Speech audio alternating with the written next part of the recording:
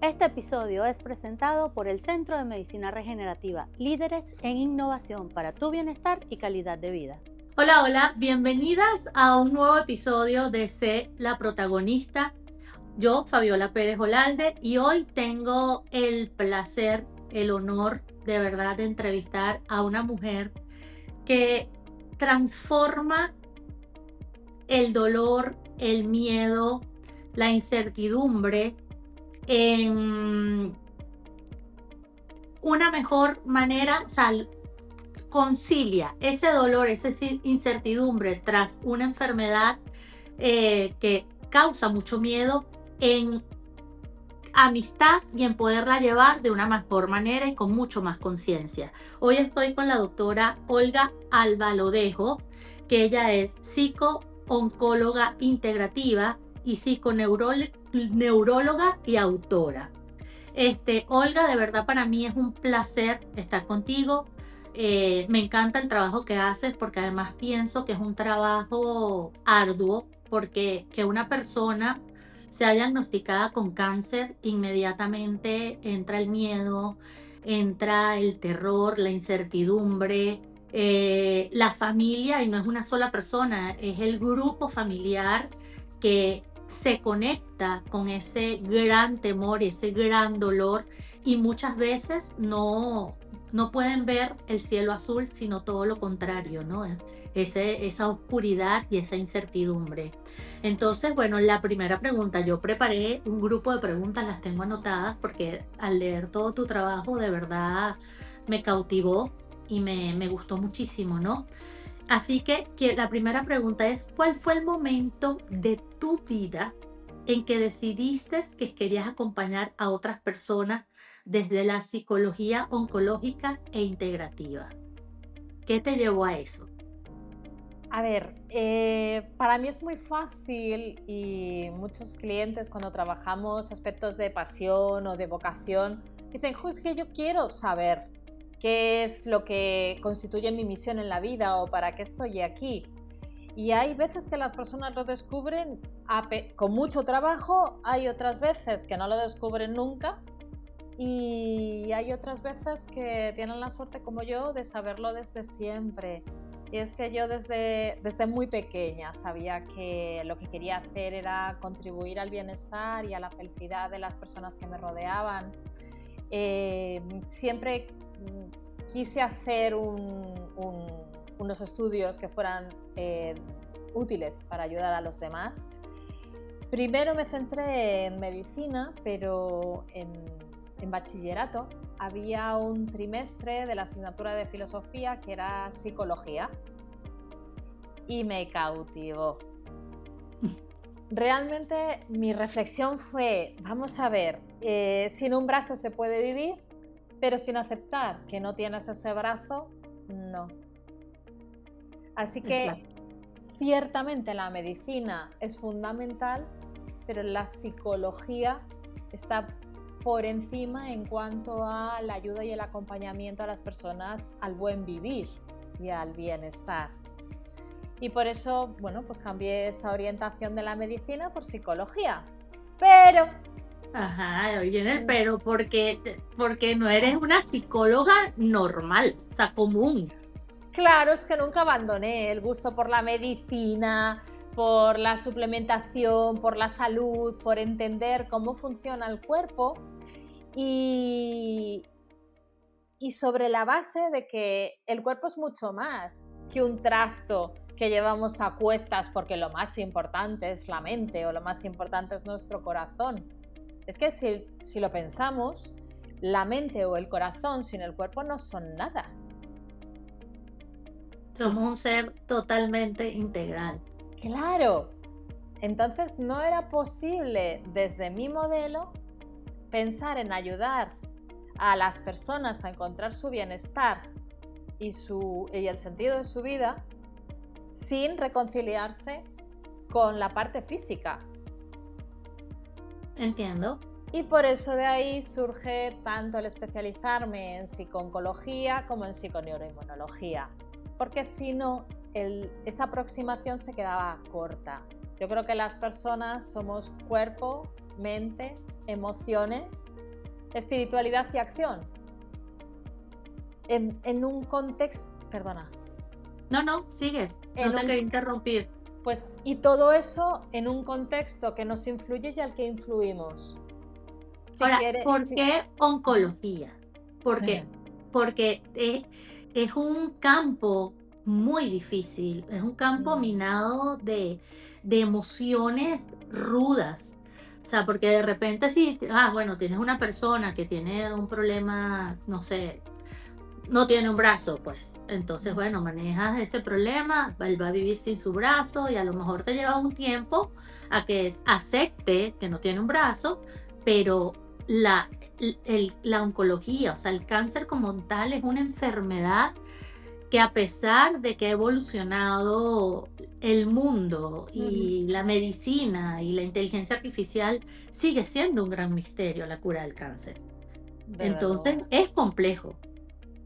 Sí, y te doy la misma respuesta que me dio mi hermana cuando eligió, ella sí es médico, y eligió la especialidad de geriatría. Yo le decía, pero ¿y geriatría por qué? Porque en aquel entonces, de hecho, no existía la especialidad en España. Y ella me explicó, mira, es como la medicina interna. O sea, solo hay 2 especialidades en medicina que tratan a la persona en su totalidad. Medicina interna y geriatría, y a mí pues me apetece más geriatría. Pues en este sentido, cuando yo estudiaba la carrera, las 2 áreas que empezaban a despuntar como punto de integración entre la psicología y la medicina eran precisamente psicooncología y psiconeuroinmunología. Wow. De ahí que atrajera mi atención, y luego lo cierto es que volví a la facultad 23 años después de haber terminado la carrera para hacer el máster de psicooncología, que ya sí existía como tal. Además, desde la oncología o desde la psicooncología no solamente trabajas con personas con cáncer, trabajas con ellas, trabajas con sus familiares, trabajas con los profesionales sanitarios que les atienden, y además tienes la base, perdóname, para trabajar con las personas que tienen todo tipo de enfermedad grave, a la vez con el acompañamiento a las personas en la última etapa de su vida, porque también trabajamos paliativos. Wow. Ahora, ¿por eso lo llaman psicooncología integrativa? Sí, el integrativo se lo pongo yo. O sea, realmente lo académico es psicooncología. Integrativo lo pongo yo por esa aproximación a la persona en todos sus ámbitos. Que ese es un modelo personal que he ido desarrollando yo a lo largo de estos 20 años de práctica clínica, y que es el método 3 continuo. Y para esas personas que nos están escuchando y viendo en este momento, ¿cómo pudieras diferenciar lo que es la psicología como tal de la psicología oncológica integrativa? O sea, ¿cuál es la diferencia entre una y otra? La misma que entre el médico de familia o el médico internista y el oncólogo. El oncólogo es el médico que está especializado en oncología. El psicooncólogo es el psicólogo que está especializado en el tratamiento, la información, el acompañamiento y la formación de las personas con cáncer, sus familiares y los profesionales que los acompañan. De hecho, muchas veces hay personas que en los talleres que doy o en las escuelas de pacientes del Hospital Ramón y Cajal me dicen, claro, es que yo voy a mi psicólogo de toda la vida, o he ido al psicólogo por X razones, y ahora no me está ayudando tanto como en otras ocasiones. Y es porque nosotros estamos especializados no solamente en conocer y acompañar la evolución psicoemocional en torno a la enfermedad, sino que además conocemos los tratamientos oncológicos, los distintos diagnósticos, los distintos pronósticos, los efectos secundarios de la evolución de la enfermedad y de los tratamientos, y eso nos permite además hacer un acompañamiento proactivo, anticipándonos a lo que puede surgir. Ahora, ¿por qué es importante que veamos a ese paciente o al cáncer como tal? No vamos a hablar de un paciente, el cáncer como tal, desde el punto de vista emocional y corporal, espiritual y no solamente médico. Porque sucede en una persona y los seres humanos somos efectivamente cuerpo, como decíamos antes, pero también somos mente, somos emociones, somos espiritualidad y es lo que hacemos con todo lo que nos pasa cada día. Por eso acompañar a las personas con cáncer solo desde el punto de vista médico es mirar al síntoma, mirar al diagnóstico, pero no mirar a los ojos de la persona en la que están sucediendo esos síntomas y esa enfermedad, ¿no? Además, sabemos que esta mirada integrativa a la persona es parte del proceso terapéutico. Una persona que se siente bien informada y bien acompañada va a ser mucho más fiel al tratamiento. Una persona que se siente bien acompañada y bien cuidada, y recordemos que cuidar y querer vienen de la misma raíz, y la misma raíz que curar, va a tener menos dolor y por tanto va a necesitar menos medicamentos. Su sistema inmune va a estar más fuerte y por lo tanto el efecto de la terapia va a tener menos consecuencias secundarias o menos consecuencias negativas. Va a poder continuar con el tratamiento de una forma continuada en vez de tener que renunciar a determinadas sesiones, por ejemplo, de quimio, porque no tiene suficientes glóbulos blancos. Claro. O neutrófilos. Entonces, sabemos que esa visión integrativa de la persona es terapéutica y es una pata fundamental del tratamiento. Una persona deprimida no va a continuar el tratamiento y además se va a descuidar. No va a comer bien, no va a tener voluntad para hacer ejercicio, no va a dormir bien y por tanto no va a descansar. Claro. Y todo eso va a repercutir negativamente en el tratamiento médico en sí. Es decir, el tratamiento médico en sí es una pata, pero no es todo lo que ayuda.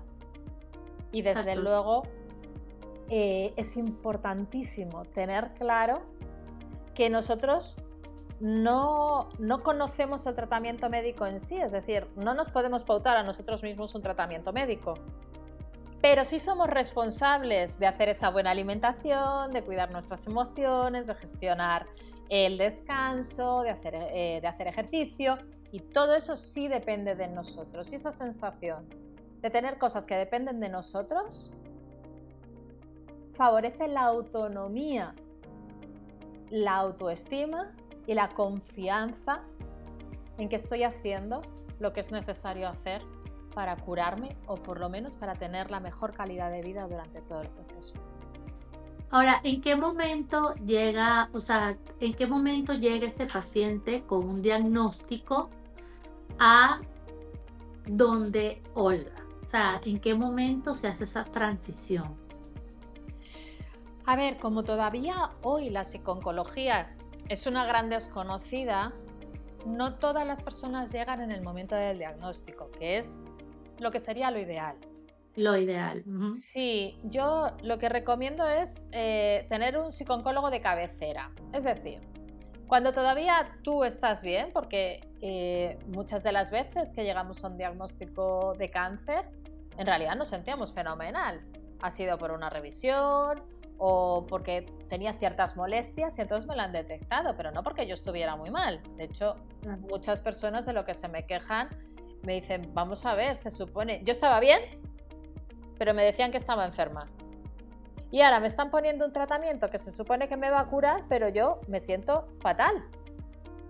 Y de hecho surge la ideación, pues dejo el tratamiento y entonces ya me sentiré bien. Sí. Entonces, en ese momento ya contarle tus cosas a un desconocido, pues no te va a apetecer. Pero si en el momento del diagnóstico igual que estás visitando a otros médicos para pedir segundas opiniones o para buscar los mejores tratamientos, visitas al psicooncólogo, se lo cuentas todo, generas un buen rapport, una relación de confianza con él o con ella, luego puedes decidir, mira, ¿lo necesito ahora o no?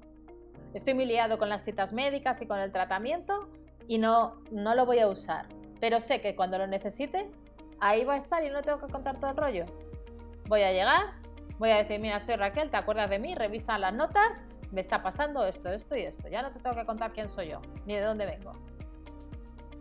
Eso sería lo ideal. Y te voy a decir algo, o sea, hoy en día siento que todos debemos tener ese psicólogo, esa persona, o sea, psicooncólogo, si estás enfermo, o sea, ese psico que te ayude a llevar la vida. ¿Por qué? Porque yo siempre digo que todos tenemos este ser que estamos aquí, estamos conscientemente hablando, y ese ser que nosotros no controlamos, que es el mí misma, que tú dices, ya va, cálmate, que lo que estás pensando o lo que estás sintiendo no es realidad, son tus pensamientos saboteadores, como los llamo yo, que te atormentan en momentos determinados. Y si tú no tienes el entrenamiento o la fuerza para realmente entrenar a tu mente, para detectar esos pensamientos saboteadores y eso que te puede estar perturbando, causando ansiedad o estrés en un momento determinado, eso que tú no controlas.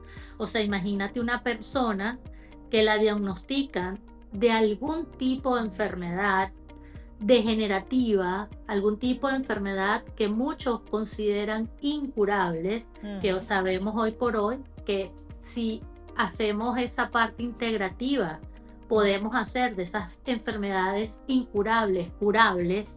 O sea, ¿cómo no darle al paciente que es diagnosticado con cáncer? O sea, opción 1 ya, o sea, exámenes, opción 2, psicooncólogo. Claro. O sea, debería ser una cosa al lado de la otra. Y así está escrito, pero no es como se hace. Increíble. Y ahora una pregunta, cuando llega un paciente, que yo me imagino que llega después de que ya tuvo miedo, ya pasó por depresión, por ansiedad, por tener que soportar el dolor familiar o por muchas veces ocultar la condición para no afectar a hijos, a madre. O sea, cuando llega ese paciente que ya pasó por toda la montaña rusa de emociones, ¿qué hace Olga? Pues mira, lo primero que hacemos es conocer a la persona, o sea, generar ese vínculo en el cual yo conozco en profundidad quién es la persona que hay más allá del cáncer, y luego, sí, todo lo que es ese proceso de enfermedad. Mientras tanto, lo que estamos haciendo es generar una relación de confianza donde sienta que va a estar bien cuidada y que puede soltar todas esas emociones que puede haber estado conteniendo y que en ningún caso va a ser juzgada, que no tiene que pensar en cuál va a ser la repercusión de lo que diga o de cómo se muestre. Entonces, una vez que yo la conozco en profundidad a la persona y su situación, y ella se siente cómoda para seguir avanzando conmigo, entonces lo que hacemos es establecer prioridades. Y hay dos tipos de prioridades. Unas son las que yo creo que es importante trabajar desde mi punto de vista profesional, y otras son los que la persona siente que le están restando una mayor calidad de vida y que para ella son prioritarias.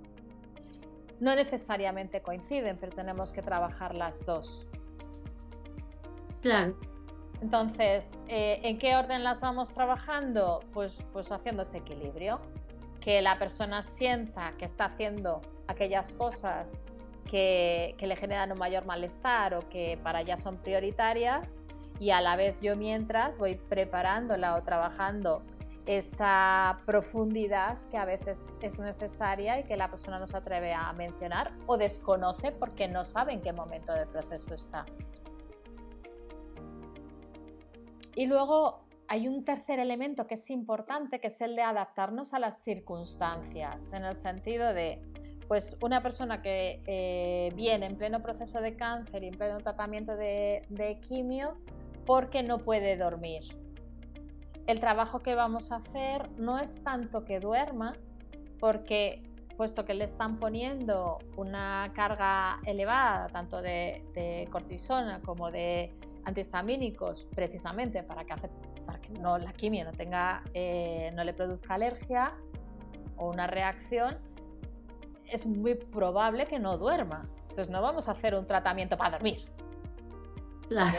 Podemos hacerlo para que esté serena, para que entienda por qué no está durmiendo y para que todos esos pensamientos intrusivos que parece que por la noche se hacen todavía mucho más grandes, más negros y más asustantes, si existe la palabra, pues claro, que pueda... porque el cuerpo está manifestando síntomas por un agente externo, o sea, que está supuestamente curando la enfermedad, pero los efectos secundarios son, o sea, inclementes en muchas ocasiones. O sea, la gente pasa por diferentes situaciones, o sea, he conocido personas que les da la quimio por dormir, o sea, como 4 días. Pero también he conocido personas que los acelera, los deprime, obviamente se asustan por todas las reacciones y los efectos adversos. Entonces, por lo que estoy entendiendo, tú los llevas a que comprendan, o sea, porque si tú tienes comprensión de la situación, por lo menos lo aceptas. Vas a sentir la molestia, pero puedes aceptar qué es lo que estás pasando o lo que estás sintiendo, y eso haría que minimice un poco el temor en la persona, ¿cierto? Correcto. Ok. Ahora, hablando porque me imagino que, o sea, te llega ese paciente al que puedes ayudar tanto a que tenga comprensión, que obviamente su nivel emocional sube, se pone mucho más optimista, mucho más positivo. O sea, no permite que los pensamientos negativos se apoderen de esa persona, y estoy segura que esa persona logra mucho más fácil salir de la condición en muchas ocasiones, sabiendo que es una enfermedad traicionera y que además los medicamentos causan tantos efectos adversos. A lo mejor hay personas que emocionalmente están aquí, pero va jalando el cuerpo el medicamento, ¿no? Pero no le estamos echando la culpa al medicamento, sabemos que es lo que existe en este mundo, pero la realidad es esa. Cuando esa persona, o sea, me imagino que te debe haber llegado casos de que, bueno, ya la persona lo hizo todo, pero a pesar de hacerlo todo, estoy desahuciada, o sea, no tengo esperanza y sé que me voy a morir, o sea, lo que me toca es la muerte. ¿Cómo maneja Olga esta situación? Que es tan dura. Pues sí, es dura, y lo que pasa es que en ese momento es cuando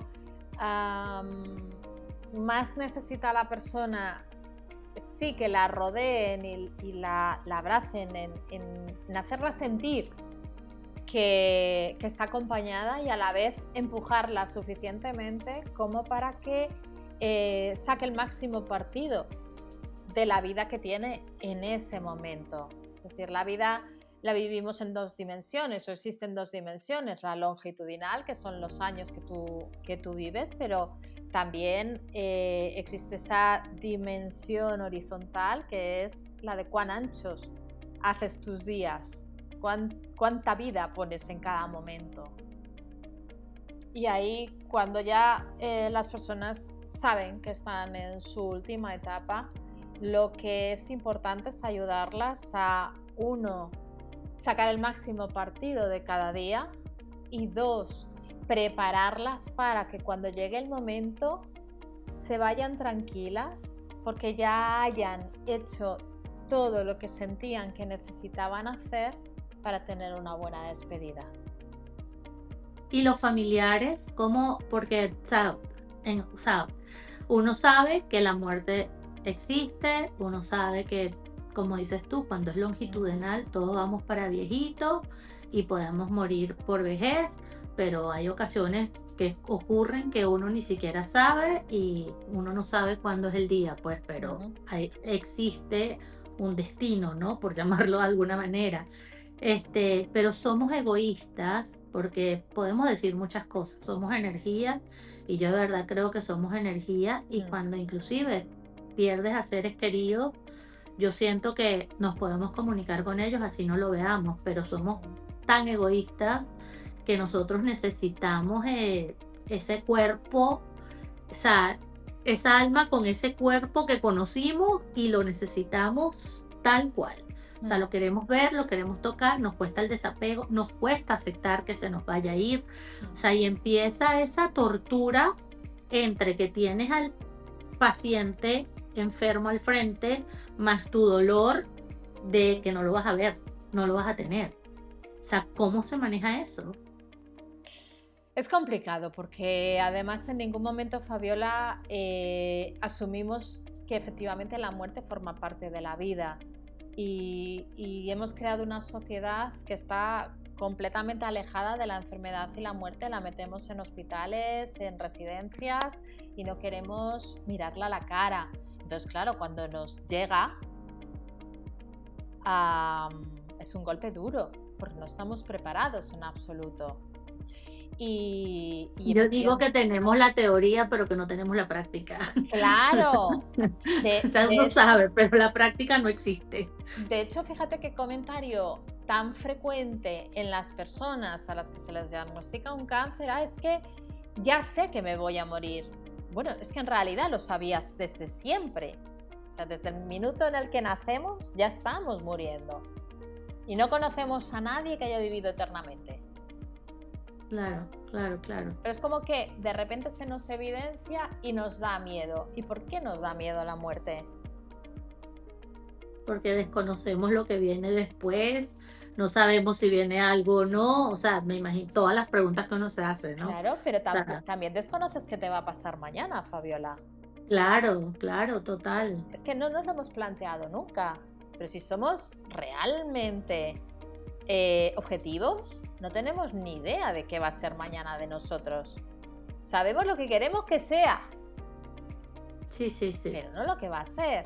Entonces, sí, y luego además, otra reflexión importante, la vida está llena de pequeños duelos. Hay un montón de cosas que vamos perdiendo a lo largo de la vida. Desde la juventud al cuerpo, cómo va cambiando, los trabajos que vamos dejando. Mira, hablábamos antes, los países. Pero total. No lo vivimos como preparación para duelos mayores o para pérdidas mayores. Y en realidad sí que podría ser. Si tuviéramos esa asignatura de dejar ir, de aprender a dejar ir. Pero no la tenemos. Entonces llega ese momento en el que una persona a la que queremos mucho está enferma y, como tú antes decías, nos surge ese egoísmo de sí, aunque yo crea que somos energía, que luego me voy a poder comunicar, que ya, pero yo quiero achucharla, verla, tocarla, olerla. Sí, conversar con ella, o sea, y eso tenerla. Lo tenemos que aceptar como natural. Tenemos que aceptar esa pena y ese desgarro como parte del amor que le tenemos a la persona. Porque no hay amor sin el dolor por la pérdida. Y es el dolor por la pérdida el que me da la información de que yo realmente quería a esta persona o quiero a esta persona. Claro.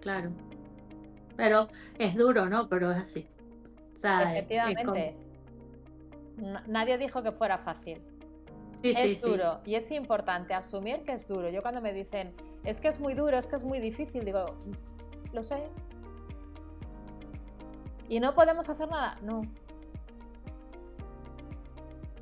Porque Porque esa es otra, la gente siente, o sea, hay un duelo cuando se te va ese ser querido y más un ser querido, o sea, yo a veces me he preguntado y he conversado como que bueno, no es lo mismo cuando sea una persona que tú sabías que estaba enferma y que sabías que era una enfermedad degenerativa y que, o sea, como que de alguna manera, o sea, te vas preparando en el universo de que algo va a pasar y un fin va a llegar, ¿no? ujú, Que es mucho más duro que cuando ocurre un accidente o una enfermedad como un accidente cerebrovascular de esos fulminantes que te cayó de sorpresa, ¿no?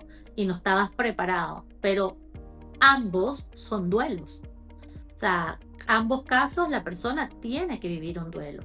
Y muchas de las cosas que se pregunta la persona es, ¿cuánto tiempo me va a doler? ¿O cuánto tiempo voy a superar esto? ¿O no eres resiliente por un montón de tiempo o ni siquiera sabes cómo serlo, ¿no?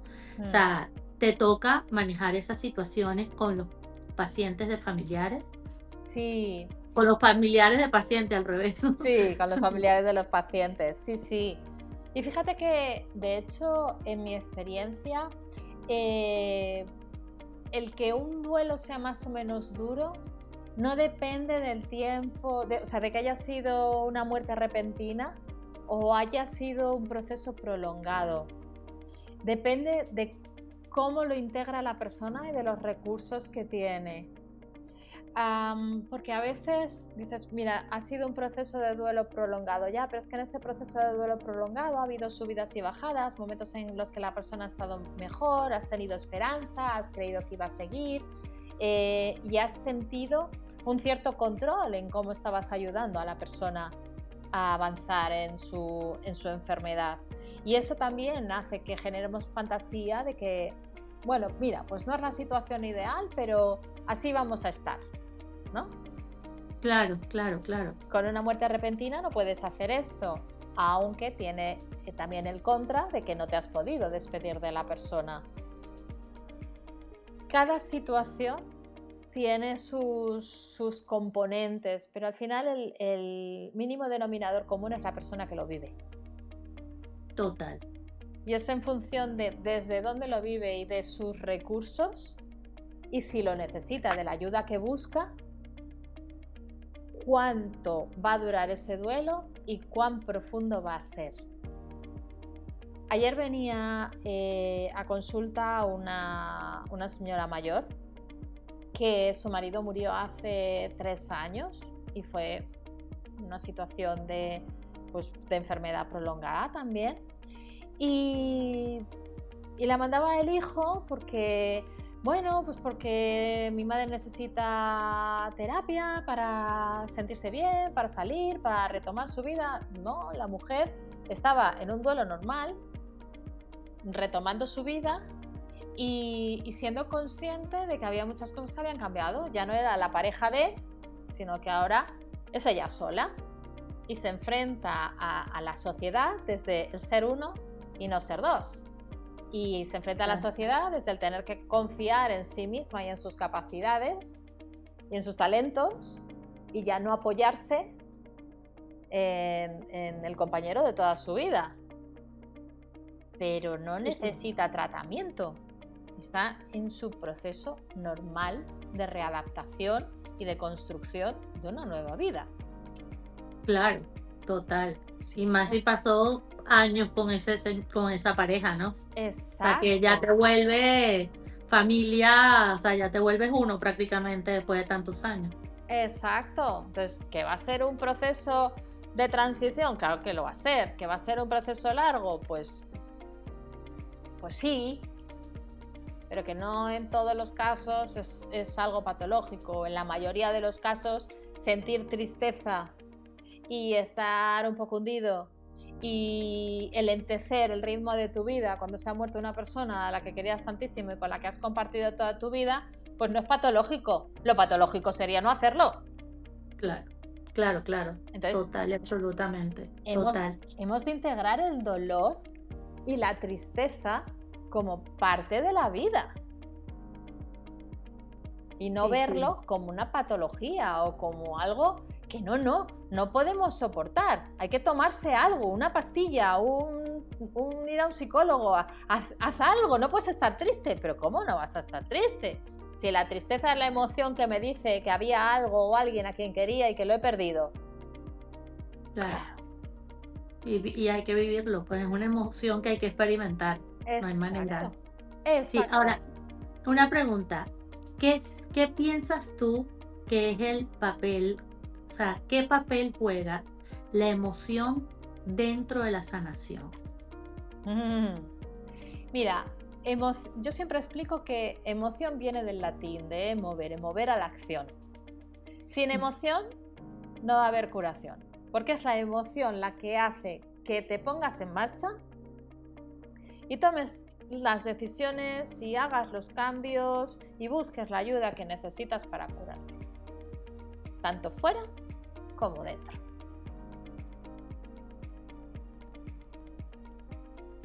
Entiendo. Pero muchas veces la gente piensa que la emoción, esa definición que diste me encantó y creo que es una de las definiciones más precisas que he escuchado en mi vida. Pero mucha gente piensa que la emoción es como que, bueno, estoy feliz, estoy triste, estoy molesto, ¿sabes? O sea, es el sentir más que la emoción. O sea, le ponemos la etiqueta de emoción al sentimiento. Exacto. Entonces, basado en ese sentimiento, yo me imagino que te llega gente, obviamente, en tristeza, miedo, dolor, emoción, o sea, sentimientos muy bajos de energía. Y como Ana lleva, Olga, estaba pensando en una amiga que quiero que vea este episodio porque pasó una condición de enfermedad y estoy loca porque lo vea. Entonces, le mandamos un beso. Sí, como Olga lleva a esas personas por esos escalones de subir por los diferentes sentimientos hasta llegar como un sentimiento estable, ¿no? Como, porque no vamos a decir y que sí, a lo mejor sale un día feliz de tu consultorio, pero ¿qué tan feliz puede estar o qué tan alegre puede estar si sabe que tiene una condición o una enfermedad degenerativa incurable, ¿no? O sea, ¿cómo lo llevas por esos sentimientos? Fíjate que lo primero es entender lo que nos pasa para poder aceptarlo. Una vez que lo entendemos, que lo cosificamos, que lo tangibilizamos, viene el trabajo de aceptarlo, de dejar de pelearnos con ello, de dejar de rechazarlo. Porque una vez que lo aceptamos, entonces ya podemos gestionarlo para vivir con ello y vivir con ello de la mejor manera posible. Es decir, lo que hay. Si yo tengo una enfermedad terminal, la tengo. Si tengo una enfermedad grave, la tengo. Si he perdido a alguien a quien quería, lo he perdido. Es un hecho. Tratamos de desligar, una vez que tenemos ya el hecho, para aceptarlo, tratamos de desligarlo de la valoración subjetiva que nos lleva a la emoción.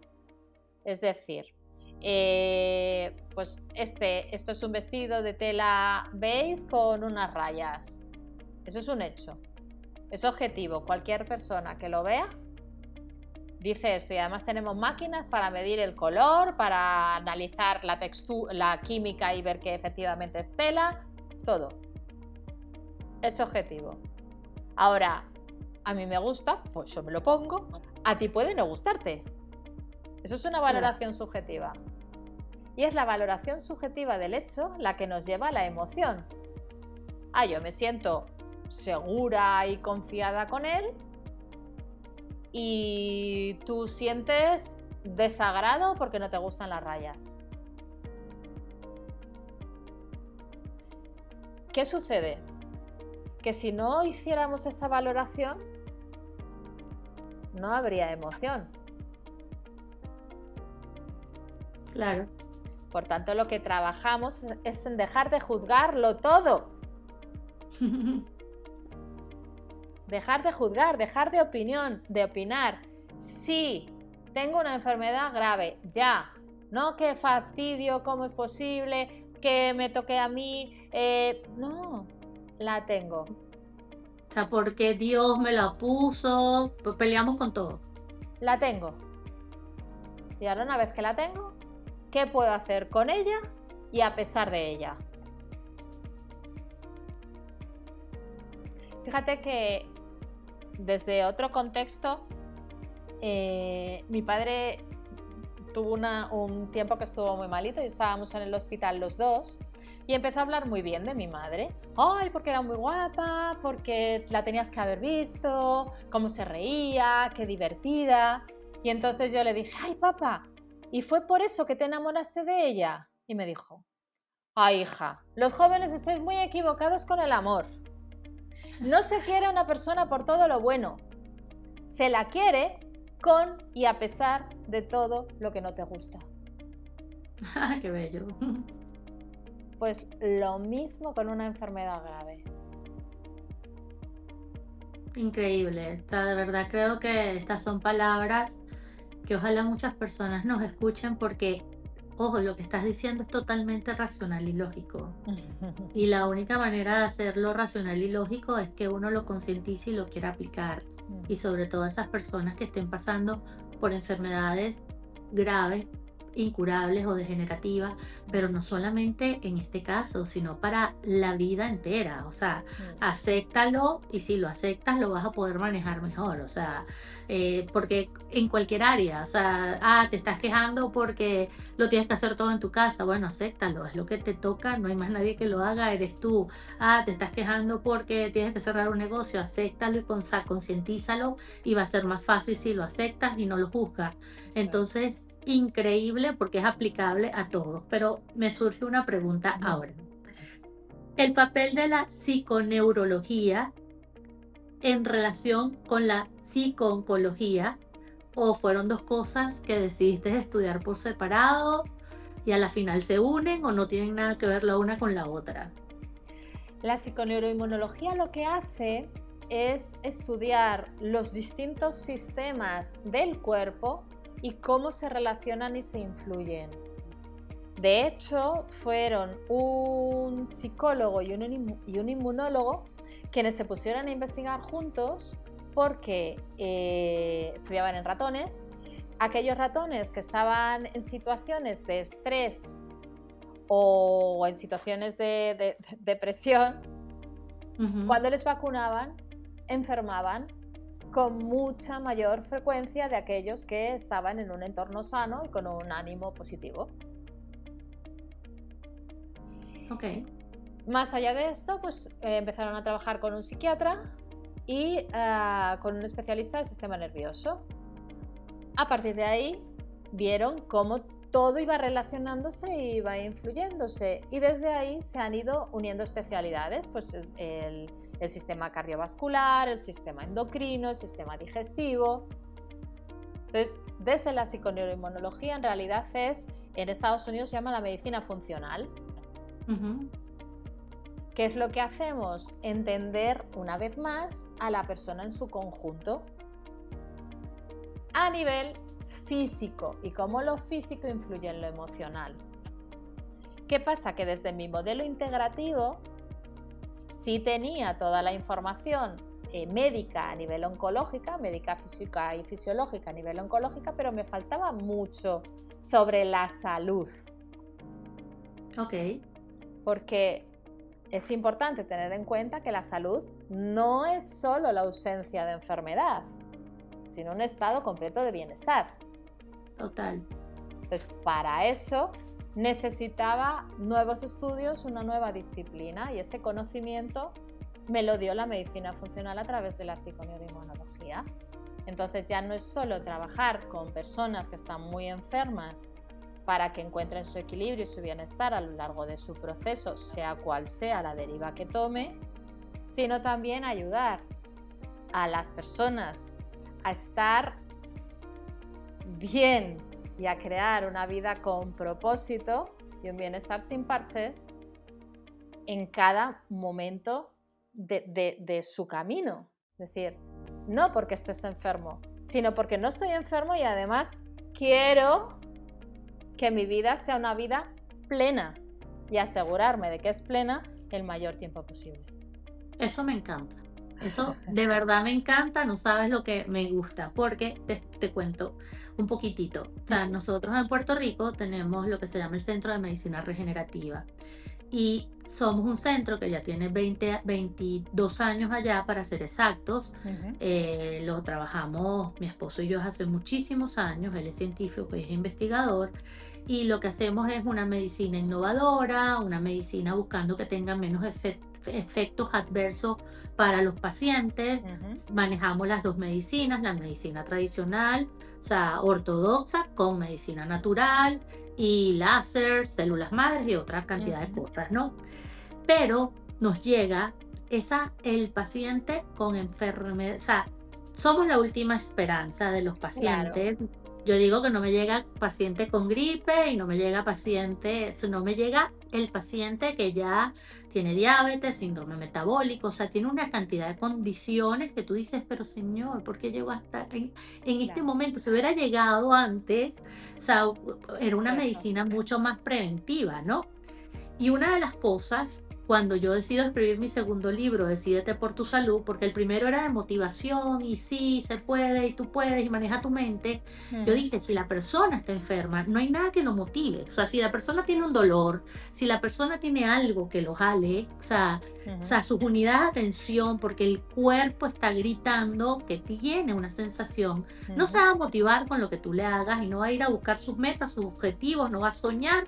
Olvídate de eso. Correcto. Entonces siento que esta psicología de la que estamos hablando, neuroinmunológica, ¿se puede llamar así? Sí. Es vital. Entonces, porque ayudaría al paciente o a la persona sin ser paciente a prevenir, a evitar enfermedades, más si sabe que puede estar teniendo malos hábitos en un momento determinado, ¿no? Correcto.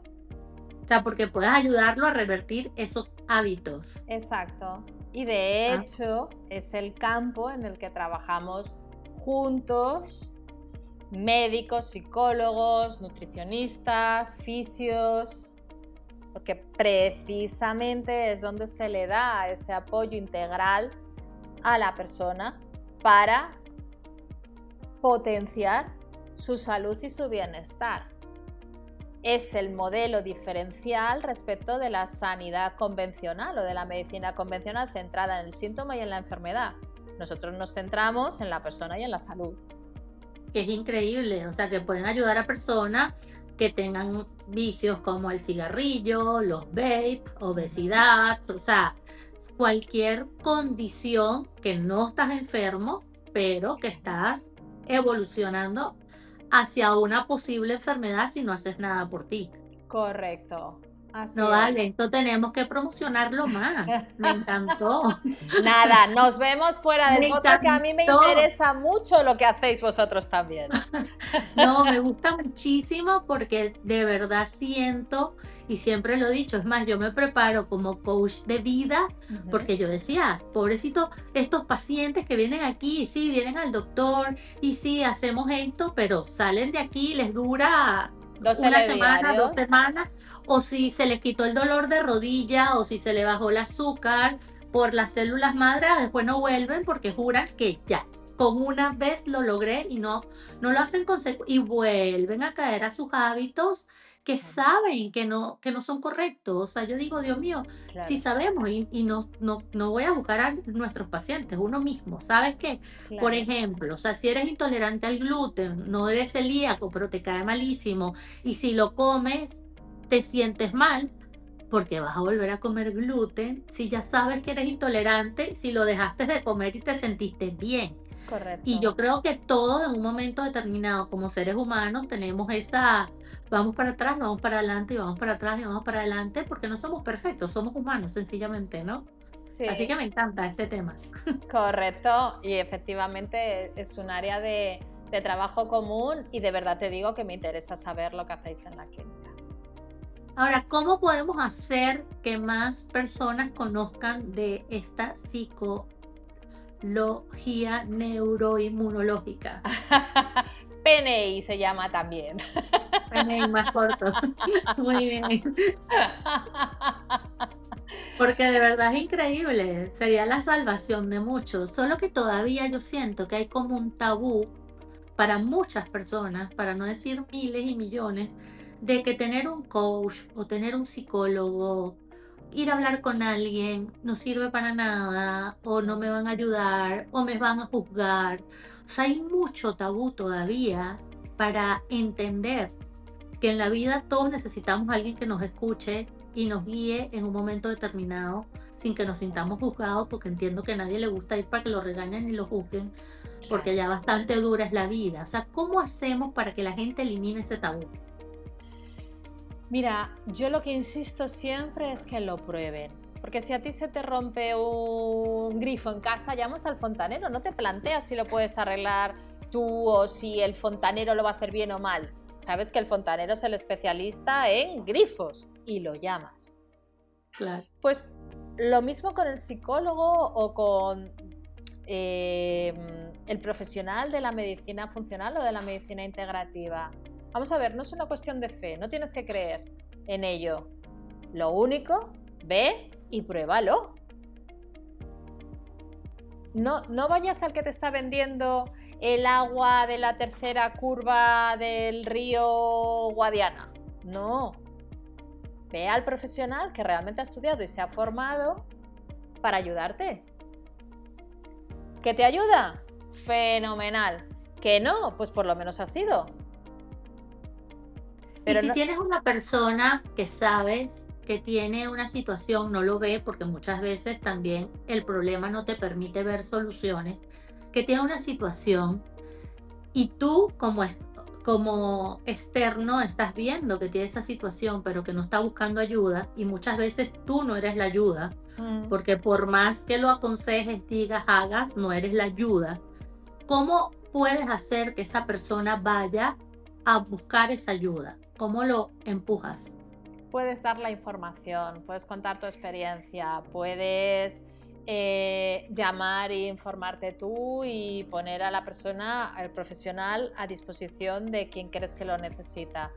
Pero tanto a nivel psicológico como a nivel de salud, o tú mismo decides darte una oportunidad o no te sirve que otros quieran hacerlo por ti. De hecho, yo cuando me llaman hijos, padres, familiares, incluso muchas veces insistiendo, no, que te pago la sesión, que se la quiero regalar. No, tiene que ser la misma persona la que quiera venir y quiera darse esa oportunidad, porque si no, no funciona. No podemos ayudar al que no quiere ser ayudado. Lo que podemos es darle la información para que cuando esté preparado la use. De verdad que no sabes lo que me encantó de este episodio, porque de verdad he descubierto un mundo que me encanta y que tú haces. No sé si me gusta tanto la parte oncológica porque sufro mucho con el dolor humano, pero sé que es muy importante y de verdad me encantaría que muchas personas conocieran que esto existe, y sobre todo porque he tenido personas muy cerca con esta enfermedad y de verdad es dura, ¿no? Pero tenemos que cerrar ya porque ya el tiempo nos está haciendo un llamado, y Rita también. Pero quiero que Ana le dé un mensaje final a todas. Perdón, Ana, yo tengo a Ana metida en la cabeza. Esto se lo tengo que pasar a Ana. Te lo juro que se lo voy a pasar, porque sé que esto la va a llenar y le va a dar luz en el camino. ¿Qué mensaje final le da Olga a todas esas personas que nos están escuchando? Un poco para que sean los protagonistas de su vida. Que la vida es importante vivirla, y es importante vivirla con mayúsculas y no aceptar nada que nos esté limitando. Sea lo que sea, si hay algo que te está limitando o con lo que estás sintiendo que no estás viviendo en la vida plenamente, busca ayuda. No esperes a creer en ello, no esperes a saber que es el mejor profesional del mundo. Averigua quién es el profesional adecuado para ti en este momento, búscalo y prueba. Prueba hasta que encuentres a la persona adecuada, pero no te quedes con tu dolor, tanto si es emocional y psicológico como si es físico. No, la vida no es para sufrirla, no es para dolerla y no es para perderla, sino para disfrutarla al máximo. Ah, una belleza de mensaje, me encanta. Y Olga, ¿dónde te puede conseguir todas las personas que nos están escuchando? Pues mira, lo más fácil es o bien a través de la página web olgapsicólogaycoach.com o a través de las redes sociales, tanto en LinkedIn como Olga Albaladejo, como en Instagram como Olga Psicóloga y Coach, donde publicamos todas las semanas, varias veces. Y si no, pues con el mail directamente, info@olgapsicologaycoach.com y contesto siempre. Ok, y por ahí pueden pedir citas y todo. Correcto. Y luego también pueden ver mis libros. Ah, sí, se me Modernas. olvidó decir que eras autora. ¿Eh? Sí, se me olvidó, yo lo vi, tienes 2 libros espectaculares, con unas portadas que me llamaron muchísimo la atención, porque son muy mágicas las portadas, me encantaron, son Sí, bellísimas.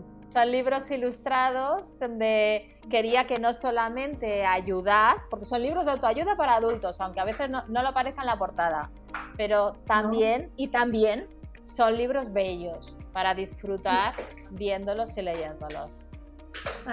Sí, me encantaron, así que bueno. Bueno, Olga, de verdad, 1.000.000 de gracias por haberme otorgado el placer de entrevistarte. Lo disfruté muchísimo, aprendí muchísimo y de verdad que espero que todos los que nos están escuchando hoy hayan aprendido tanto o más que yo, porque de verdad es un mundo apasionante. Así que gracias, gracias, gracias y nos vemos pronto. Vamos a seguir en comunicación. ¿Ok? Claro que sí. Un abrazo Bye bye. fuerte. Gracias a todos y nos vemos en un próximo episodio. Bye bye. Adiós.